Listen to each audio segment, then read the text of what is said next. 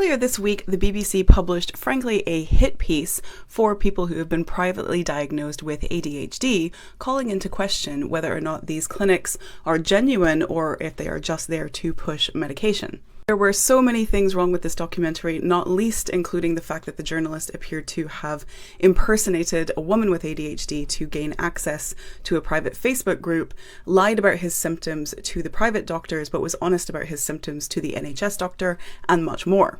Fallout has been immediate and devastating. For example, people are having their access to medication cut because NHS doctors are now saying, well, we're not sure about your diagnosis, and so we can no longer give you shared care agreements, which allows people to get access to medication on the NHS, even if they were privately diagnosed. But it's this part that I want to focus on today, because essentially what this program has done is emboldened people to discriminate against disabled people.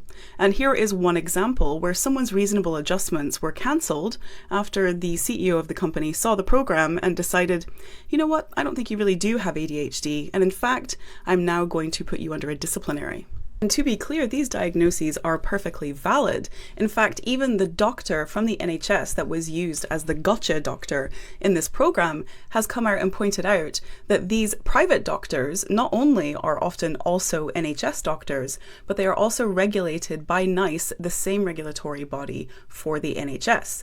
These diagnoses are valid. And if the employee in the example that I showed took their employer to tribunal, that employer would have a pretty bad time. Because if you look at the definition of a disability in the Equality Act, it is pretty clear that it is a person with a physical or mental impairment, and it has a substantial long-term effect on the person's ability to carry out normal day-to-day activities.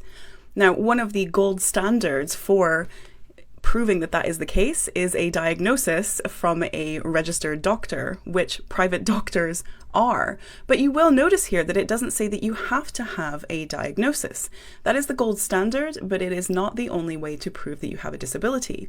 You can show the impact that your disability has on your day-to-day life in a way that the tribunal can then determine, yes, that feels like a disability, we agree. This is beyond harmful, and essentially what this program has done is embolden bigots who don't really want to have to accommodate people with disabilities. But people with disabilities have rights, and they deserve respect, and those rights are being violated if they are using a frankly shoddy Panorama program to justify their own bigotry.